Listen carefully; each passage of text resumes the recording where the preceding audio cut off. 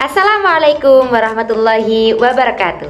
Saya Nesya Anissa Yahya, semester 3, Program Studi Bimbingan dan Konseling Islam, Fakultas Dakwah dan Konseling Islam, Kampus Institut Agama Islam Syarifuddin Lumajang.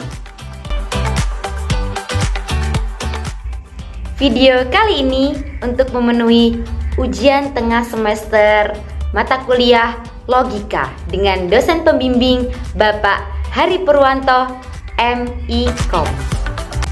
Pada video kali ini saya akan membahas klasifikasi disiplin ilmiah, bentuk objek, bentuk penalaran, konsep, argumentasi, dan validasi logika.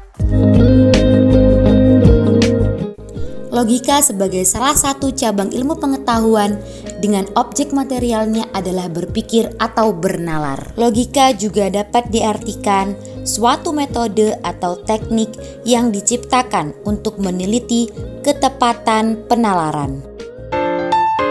Masuk pada pembahasan yang pertama adalah klasifikasi disiplin ilmiah logika. Terbagi menjadi dua, empirik dan non-empirik. Empirik adalah kegiatan intelektual atau berpikir yang berdasarkan a posteriori atau yang berdasarkan fakta dan kenyataan yang sumbernya berasal dari pengalaman yang ada. Salah satu contohnya ilmu fisika. Profesor atau ahli fisika akan merumuskan sesuatu berdasarkan pengalaman atau kenyataan yang ada atau bahkan yang sudah berlalu. Non-empirik adalah sebaliknya, kegiatan intelektual atau berpikir yang berdasarkan a priori atau tidak berdasarkan pengalaman yang ada. Salah satu contohnya adalah ilmu filsafat. Ilmu filsafat ini tidak didasari praktek, juga tidak didasari dengan pengalaman. Pembahasan yang kedua, bentuk objek. Objek material terbagi menjadi dua. Yang pertama formal, yakni objek material yang dipandang dari sudut tertentu.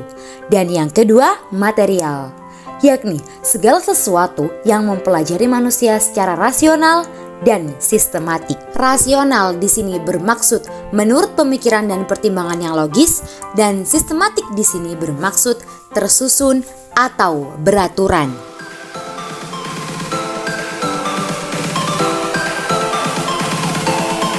Pembahasan selanjutnya, bentuk penalaran. Penalaran adalah kegiatan berpikir untuk menarik kesimpulan, baik kesimpulan yang bersifat umum maupun kesimpulan yang bersifat khusus. Proses penalaran yang menarik kesimpulan dari hal-hal yang bersifat umum kepada hal-hal yang bersifat khusus disebut penalaran deduktif. Dapat dicontohkan ketika ada dua pernyataan. Yang pertama, semua balita yang berusia 4 tahun wajib diimunisasi. Dan pernyataan yang kedua, Intan berusia 2 tahun. Kesimpulannya, Intan wajib diimunisasi karena semua balita yang berusia 4 tahun maka harus diimunisasi. Dan Intan masih berusia 2 tahun. Kemudian proses penalaran dari hal-hal yang bersifat khusus kepada hal-hal yang bersifat umum disebut penalaran induktif. Ketika ada dua pernyataan yang bersifat khusus seperti yang pertama, cabai merah rasanya pedas. Pernyataan yang kedua, cabai hijau rasanya pedas. Maka dapat disimpulkan menjadi kesimpulan yang bersifat umum, yaitu cabai rasanya pedas.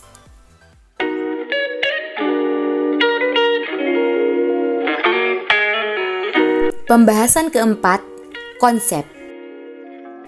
Konsep dapat juga disebut dengan ide. Ide adalah gambaran dari suatu yang muncul yang mengandung karakteristik dan kualitas, baik kualitas yang primer maupun kualitas yang sekunder. Pembahasan yang kelima, argumentasi. Argumentasi adalah sekelompok pernyataan yang di dalamnya ada kesimpulan yang mana terdiri dari premis-premis.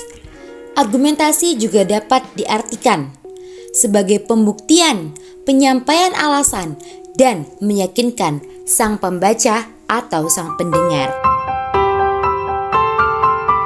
Pembahasan yang terakhir, validasi logika. Dalam logika, validasi digunakan untuk menentukan kuat dan tidaknya argumen. Dan suatu argumen dikatakan kuat jika kesimpulannya berakar dari premisnya. Ada 4 teori kebenaran. Teori yang pertama, korespondensi. Sebuah pernyataan dianggap benar jika sesuai dengan kenyataan dan apa adanya. Teori yang kedua, koherensi. Teori ini mengatakan kebenaran adalah kesesuaian antara pernyataan satu dengan pernyataan yang lainnya. Teori yang ketiga, pragmatis. Teori ini mengatakan kebenaran adalah yang efektif. Dan teori yang terakhir adalah intersubjektivitas. Teori ini mengatakan kebenaran adalah kesesuaian. Seperti yang kita tahu, logika adalah metode untuk meneliti ketepatan bernalar, maka ada kaitannya dengan kegiatan akal budi manusia. Karena kegiatan berpikir manusia bergantung di dalam akal atau intelek manusia. Akal budi adalah akal sehat manusia. Mampukah manusia melihat dan memperlakukan orang lain sebagai sesama? Cukup sekian yang dapat saya sampaikan. Kurang lebihnya mohon maaf. Wallahul muwaffiq ila aqwamit thoriq. Wassalamualaikum warahmatullahi wabarakatuh.